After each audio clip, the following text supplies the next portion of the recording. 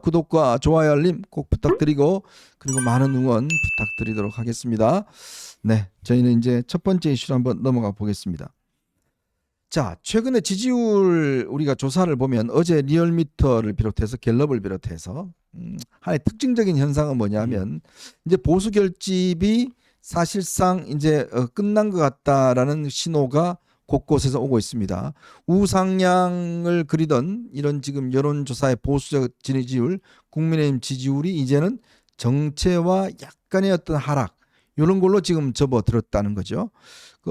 그러면서 이제 좀 정체기에 들어간 거 아닌가 이런 평가들을 내고 있는데 네. 실제로 어떻습니까? 실제로 그렇습니다. 오늘 뭐 주요 보도 사항부터 일단 브리핑 하겠습니다. 한국일보가요. 초지일관 6대4 우위 뭐 이런 그 기사를 냈는데요. 예, 한국갤럽 기준으로요. 한국갤럽이 1월 달에 1, 2, 3주 세 차례 조사 결과를 발표를 했고요. 그다음에 2월 들어서는 둘째 주.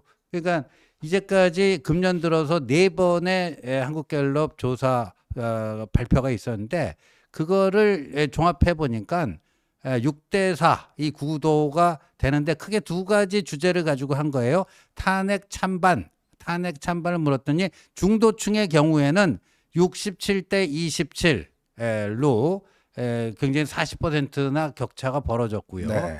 물론 이제 4개 주를 밑에 이제 그 변동 폭을 이제 그려놓은 건데 이게 변동폭이 아주 이렇게 막 요란스럽게 업앤다운이 있는 것 같지는 않다 이거죠. 네네. 어느 정도 일정한 그 폭, 일정한 레인지에서 움직인다 하는 거예요. 그래서 견고하다. 중도층의 민심이 견고하다. 그래서 평균치를 내보니까 중도층에서 찬탄은 67이고 반탄이 27. 네. 저거는 이제 더블 이상이죠. 그다음에 대선 전망에서 정권 교체와 정권 유지 이것도 보니까 56대 31, 25%. 이게 중도 민심이죠. 이 중도만 네. 따졌을 때 그렇다는 거예요. 그래서 이 결론은 뭐냐 하면은 지금 그 광장 그 보수 우파 지지층의 광장 열기가 뭐 최고조로 달해서 여러 가지 여론조사의 지표가 호전되고는 있으나 네. 그 광장의 열기와 차분한 중도층의 민심은 따로 놀고 있다. 중도층은 그냥 견고하게 일정한 흐름을 지금 형성하고 있다. 뭐 이런 얘기가 되는 거죠. 네, 이게 아마 이제 여러분들 뭐 주변에 있는 분들을 만나 보시면 느낄 수 있을 것 같습니다. 아마 이제 이 지난해 12월 27일이었죠. 한덕수 총리에 대한 탄핵안이 통과되면서 야, 이거 정말 민주당이 해도 너무하는 거 아니야? 자, 요 문제가 있었고요. 그다음에 공수처가 수사를 벌이면서 윤 대통령에 대한 체포영장 집행. 야, 이게 진짜 이 자식들 정말 너무한데? 그리고 또 이 수사권도 없는 애들이 이게 과당차나? 자, 이런 부분에 대한 거. 그다음에 대통령의 체포영장이 발부가 돼서 구속되는 이런 장면들 봤고 또 그걸 서부지법에서 영장을 발부하는 모습들 뭐 이런 모습을 보면서 특히 이제 장외 집회 이런 것들이 이제 뭐 일어나면서 꽤 보수가 결집하고 아, 이거 안 되겠다. 이러다가 진짜 이 이재명 민주당이 집권하게 되면 큰일 나겠다, 나라가. 이런 어떤 두려움과 공포심, 이재명 포비아 뭐 이런 것들이 좌우하면서 보수가 탄탄하게 결집했던 국면으로 이어갔고 여기에 사실은 국민의힘도 끌려와서 이제 뭐 어떤 행동을 했던 것들이 이제 있던 것 같습니다. 근데 이제 그 이후에 진행되는 형국을 보면 이제 이 중도층에서 그래도 이게 지금 대통령이 왜 반성도 안 하고 있지? 그다음에 이제 국민의힘이 이게 뭐 대안도 없이 맨날 저렇게 끌려만 다니나? 그리고 야당한테 대해서 그냥 이재명 비판만 한다? 뭐 이런 부분들 그리고 또 국정을 책임진 집권당의 어떤 모습에서 불안감의 어떤 모습들 뭐 이런 것들이 이제 겹쳐나면서 이제는 조금 조정 단계에 들어간 느낌이에요. 네. 그래서 보면 실질적으로 저는 그렇게 봅니다. 지금 51대 한 45 정도로 지난 총선 때 40총선 때 나타난 결과 있지 않습니까? 아, 그 정당 그렇죠. 득표율. 정당 득표율 6% 네. 격차였는데 뭐 의석수는 그냥 엄청나게 차이 선거 났죠. 구제다 보니까 엄청나게 차이 났죠. 그러니까 지금도 보면 결국은 그 정도의 격차로 여론이 지금 형성되어 가는 게 아닌가. 네. 그러니까 만약에 이제 이게 이제 굳어지면 뭐 우리가 무난하게 지는 거죠. 그렇죠. 무난하게 정권을 넘겨주는 거고. 근데 지금 상태로 이렇게 무난하게 간다 그러면 저는 뭐 무난한 패배밖에 없다고 봅니다. 그렇죠. 그러니까 여기서 정말 뭔가 새로운 변화가 있어야 되는데 그 변화를 찾기가 너무나 어렵고 그리고 지금 국민의힘에 있는 그 국회 지도부나 이런 사람들은 나 지금 그때 가도 지금 저 계엄 찬성 안 했어. 나는 지금 안 했. 저 그냥 당사에 있었을 거야. 이런 이야기를 하질 않나? 윤 대통령을 지켜야 돼. 라고 지금 공공연하게 이야기한다든지 이런 모습이 중도층들에게 꽤 실망스럽게 다가간 측면이 있는 것 같아요. 그렇죠. 근데 이제 그 이 개헌과 탄핵 국면에서 보면 논조가 상당히 많이 바뀐 신문 중에 하나가 이제 조선일보 아닙니까? 조선일보도 오늘 이제 그 지지율 변동 그 뭐 기사를 냈던데 뭐 이제 여야가 다 지지율 뭐 어떤 한계 상황에 좀 부닥쳤다 뭐 그런 거예요. 그 감독님 그 기사 있으면 한번 띄워볼까요? 근데 저기서도 보수가 결집했지만 이제는 어느 정도 이제 한계 상황이다 그런 거 네. 아니에요. 근데 저기 이제 중간에 저걸 뭐라 그래요? 작은 제목 네. 그 뽑아놓은 거 보면요. 그 여권이 최근 지지율이 상승 곡선이기는 하나 상승 곡선이 둔화가 되고 있다. 네. 그래서 탄핵발 보수 결집은 한계에 다다른 듯. 네. 조선일보조차도 저런 진단을 내리고 있어요. 근데 이제 저건 뭐 조선일보의 진단이라기보다도 최근에 각종 여론조사 지표를 보면요. 저런 결론이 안 나올 수가 없는 거예요. 네. 그러니까 이제 보수 결집이 쫙 이루어져 갖고 거의 이제 천장에 도달을 했다. 더 이상 그거는 확정되지는 않는다. 근데 그 광장의 열기가 중도층도 이렇게 좀 견인해 가지고 같이 확장을 해야 되는데 네. 지금 그렇지가 못하다 하는 겁니다. 그렇지가 못하다 하는 건데 그래서 이거는 이렇게 봐야 될 것 같아요. 지금 이제 국민의힘의 플랜 A는 탄핵이 기각돼서 윤석열 대통령이 직무로 복귀하는 게 플랜 A고 네. 플랜 B는 안타깝지만 탄핵이 인용돼서 조기 대선을 치르게 될 경우에 거기에서 승리하는 게 플랜 B 아닙니까? 네. 근데 지금 그 국민의힘은요, 형식적으로는 겉으로는 조기 대선 플랜 B 논의한 것 자체가 금기시돼 있잖아요. 그렇죠. 예. 그리고 플랜 A만 얘기하는데 그 플랜 A가 저 여론조사상의 보수 결집이에요. 네. 그 플랜 B를 성공시키기 위해서는 보수 결집만 갖고는 안 되잖아요. 네. 플러스 중도 확장을 해야 되잖아요. 근데 지금 플랜 B를 얘기하는 것 자체가 금기시돼 있어요. 이게 지금 어찌 보면 국민의힘의 딜레마다 이렇게 보여지는데 근데요. 제가 이제 사자성어를 하나 이렇게 조금 머리 써서 하나 만든 게요. 네. 이게 플랜 A랑 플랜 B가요. 하루 24시간 그 주기에 따라서 다릅니다. 국민의힘 그 주요 정치인들 보면요. 뭐 맹윤이라는 사람들 있잖아요. 네. 낮에는 반탄 집회 갖고 그냥 열변을 토해요. 열변을. 그러니까 낮에는 A예요. 근데 밤 되잖아요. 우리 어제도 얘기했지만 자기 뭐 만나서 나 좀 대권 생각 대권 생각 있으니까 좀 도와줘. 네. 이 작업하고 다니잖아요. 그러니까 주 A 야 B예요. 주의 야비. 네, 주 A 야 B. 네. 주간에는 플랜 A처럼 행동하다가 야간에는 플랜 B로 가는 거예요. 네. 이런 이중성이 있는데 그런데 플랜 B를 공론화하는 것 자체를 지금 금기시하고 있어요. 네. 그것도 좀 풀어야 될 것 같아요. 머리를 그렇게 많이 쓴 것 같지는 않습니다. 별로 조금만 쓰면 됩니다. 조금만 쓴 것. 자, 그러니까 이게 지금 어쨌건 그동안 그래도 이 장외에서 또 이제 뭐 정말 추운 날씨에 많은 분들이 나가셔서 이렇게 시위도 하시고 하시는 것들이 실제로 이제 보수가 다시금 어떤 힘을 넣는데 저는 결정적으로 많은 역할을 했다고 봅니다. 네. 그분들의 역할, 그분들의 어떤 열정, 투쟁 정말 분명히 또 인정해야 될 부분이 있고요. 또 그분들이 그나마 정말 괴멸 상태에 있던 보수를 다시금 어떤 좀 이렇게 기반을 만들어줬던 역할이 있는 겁니다. 그러니까 이런 노력이 헛되지 않게 하기 위해서는 여기에다가 이제 플러스 알파를 더해서 뭔가 새로운 어떤 그걸 만들어 줘야지만이 우리가 역전시킬 수가 있는 거거든요. 그 역전, 즉 이 기반이 없이 또 역전도 안 되고 마찬가지로 이 기반만 있다고 해서 또 역전될 수가 있는 거 아니고 이 A와 B는 힘을 합쳐야 되는 관계이지 않겠습니까? 당연하죠. 네. 그거 2029년 3월 9일에 윤석열 후보가 이재명을 0.73% 간발의 차이로 이겼는데 네. 그 당시에 보세요. 이준석이 당대표였고 나중에 국민의당 안철수와 후보 단일화까지 한 거 아닙니까? 네. 그게 이제 승리의 공식이 된 거 아니에요. 그러니까 보수 분열을 일단 차단을 했고 플러스 중도와의 단일화를 이뤄낸 거 아닙니까? 네. 그러니까 중도 보수 대연합이라고 하는 이런 틀이 만들어진 거 아니에요. 네네.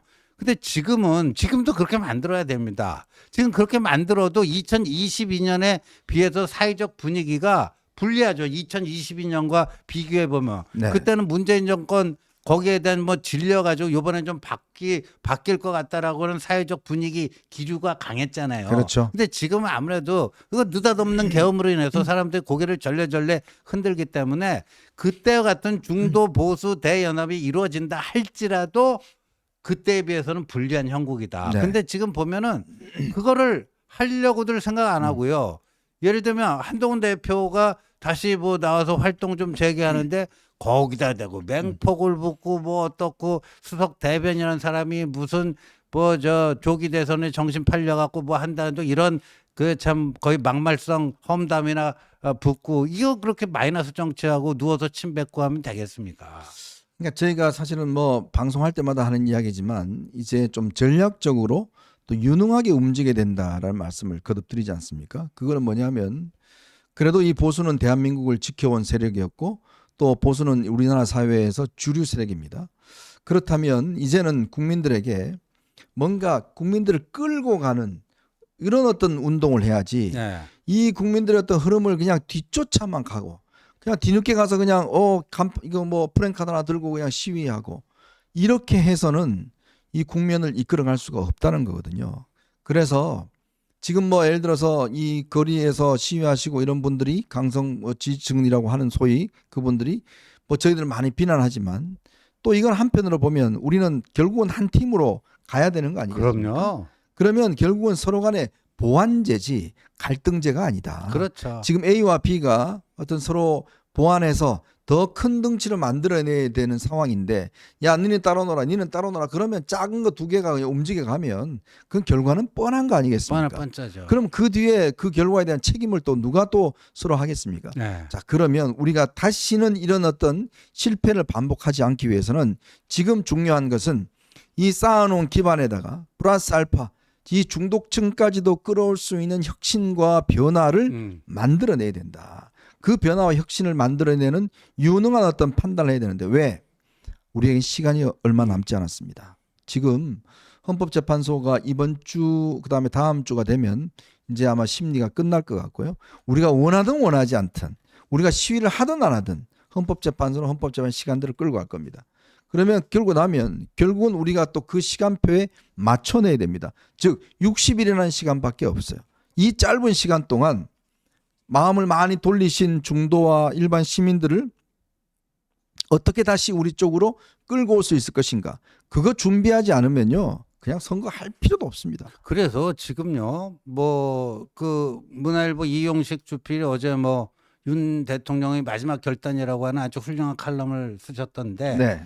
예, 지금 국민의힘에서요. 가나다 순으로 잠룡이라고 이제 보수 쪽에서요. 네. 그 보수 구룡이 있다는 거예요. 음. 신한국당 때 구룡이 있었잖아요. 네. 그러니까 그 가나다 순은 김문수, 나경원, 안철수, 오세훈, 원희룡, 유승민, 이준석, 한동훈, 홍준표 그 구룡이라는 거예요. 네. 근데 구룡을 서로 뭐 손가락질하고 그럴 게 아니라 각자 다 맡은 바의 역할이 있을 수 있다는 거예요. 예를 네. 들어서 김문수 하면은 그 아스팔트 보수 뭐 정광훈 세력까지 끌어올 수 있고 네. 그런 거 담당하고요. 뭐 한동훈 하면 온건 보수 쪽 하고 이준석 하면 뭐 이대남 좀 하고 각자 다 이렇게 해가지고요. 이거를 다 덧셈 정치를 하자라는 거 아니겠습니까? 그걸 그렇게 해야지만 이재명을 이겨낼 수가 있다. 지금 그거 아니에요. 네. 지금 그러니까 그런 식의 전략적 어떤 그 그림을 지금 그려 나가야 될 때인데 지금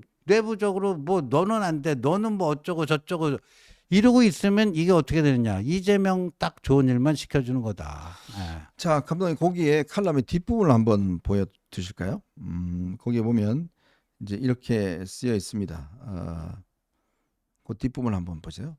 자, 이제부터 한번 볼까요? 그 위에 보면 네. 이제 윤 대통령이 사직생의 각오로 결자 해지에 나설 때다. 득표율 수수께끼 속에 답이 있다. 자신의 옳은 국정 철학이 이어지도록 하는데 초점을 맞추면 된다. 태극기 시위대부터 탄핵 찬성 세력까지 자유민주 진영의 대동단결이 대전제다. 윤 대통령 본인도 안철수, 이준석과 연합을 통해서 당선됐다. 자신이 검사 시절 수사했던 박근혜, 이명박 전 대통령 또 구원을 접고 윤 대통령 당선을 도왔다. 김문수, 나경원, 안철수, 오세훈, 윤여동, 유승민, 이준석, 한동훈, 홍준표, 가나다순 등 자 좀 올려주실까요? 신한국당 이후 30년 만에 신구룡이 나타났다. 서로 비난하지만 상호 보완적이라는 의미도 된다. 다양한 보수 스펙트럼 이들이 빅텐트를 칠 수 있도록 정책 매듭을 풀어줘야 된다. 자, 그러면서 미국의 닉슨 예를 들었습니다. 워터게이트 사건의 리처드 닉슨 대통령은 탄핵 표결을 앞두고 사임했다. 승계한 제러드 포드 대통령은 참모들 만류던 닉슨을 사면하고 재선 패배를 감내했다. 당시엔 거센 비판을 받았지만 이제 탄핵 찬반으로 인한 공화당 파열, 전직 대통령의 사법 처리를 둘러싼 국론 분열을 막은 결단으로 평가받는다. 윤 대통령도 주변에 이런 식으로 대통령을 3년 하든 5년 하든 무슨 의미가 있나? 라고 자주 말했다고 한다. 의지만 있다면 탈당과 임기 단축 등 여러 가지 선택지가 있다. 다만 남은 시간이 그리 많지 않다. 이걸 지적을 했습니다.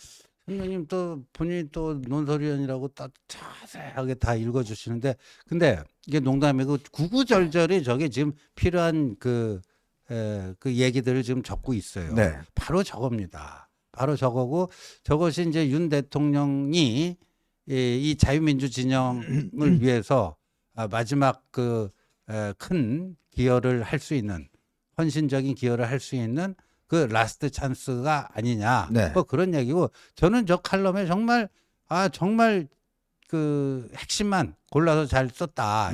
200% 동감이다. 뭐 그런 생각이 들었는데, 저런 정신으로 가야 돼요. 우리가 보자고요. 중국 역사를 보면은 장개석의 국민당과 모 대통령의 공산당이 나중에는 국공 내전 네. 뭐 해가지고 결국 장개석의 국민당은 대만으로 쫓겨나고 뭐 모 대통령이 중화인민공화국을 건설하고 그렇게 되는 거 아닙니까? 그래 국공 내전을 벌였던 그 두 세력이 국공 합작을 2번이나 했습니다. 그렇죠. 일본 제국주의, 일본 군국주의 침략을 먼저 물리치는 게 급선무다. 그러니까 너하고 나하고는 같은 배로 그 영원히 같은 배를 타고 갈 수 있는 사람은 아니지만 일단 이거부터 외적부터 무찔러야 되니까 국공 합작을 했잖아요. 네. 그리고 그 외적이 물러나니까 그럼 이제 우리끼리 한번 싸우자. 그러니까 적어도 그 이런 국공 합작도 하는데 국민당과 공산당의 합작까지 하는데 같은 당내에서 이런 합작이 안 된다? 그러면 어떻게 되겠어요? 자, 그러니까 이게 DJ도 JP하고 손을 잡았습니다. 그렇죠. 둘 사이가 어떤 사이입니까? 함께 할 수 없는 전혀 색깔이 다른 사이잖아요. 그렇지만 DJP가 결국은 정권을 잡은 거예요.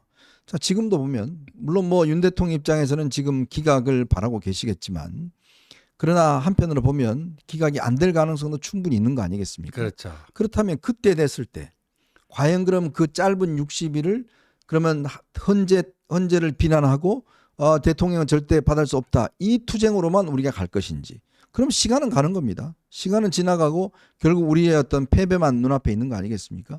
누구 좋겠어요? 예. 이재명 세력만 좋은 거 아니겠어요? 그렇죠. 그러면 일단 헌재가 어떤 결정을 내리면 그때부터는 윤 대통령이 해야 될 일이 있다는 것이죠. 결국은 만약에 윤 대통령이 인용이 돼서 대통령직을 할 경우에 마지막 할 수 있는 게 결국은 보수 정권을 재창출하는 것이고 그 재창출의 근거는 아까 이용식 주필도 이야기를 했지만 윤 대통령이 펼치려고 했던 정책 한미동맹의 강화라든지 그다음에 어떤 실용주의라든지 탈원전에 대한 폐기라든지 이런 것들은 옳았지 않습니까? 그 정책을 다시금 지속적으로 이어주는 거 그거는 윤 대통령의 역사적 평가를 다시 해줄 수가 있는 거거든요. 그렇죠. 그리고 보수 정권이 다시 된다는 것은 대한민국의 주류가 된다는 겁니다. 즉 반동을 막아낸다는 거거든요. 그럼요. 거기에 윤 대통령이 나서야 되는 것이고 나설 때만이 사실은 윤 대통령 입장에서 보면 여러 가지 앞으로 본인의 어떤 이 집권 기간을 다시 재평가 받을 수 있는 기회가 되는 거 아니겠습니까? 자, 그러니 저는 지금에서 물론 뭐 지금은 이제 뭐 헌재에 대한 투쟁 이런 걸 하지만 이 내면에서는 여러 가지 그런 것들을 생각하면서 누가 중도 확장을 더 잘할 수 있을지 이런 부분에 대한 전략적 판단을 내려야 될 때다. 그렇죠.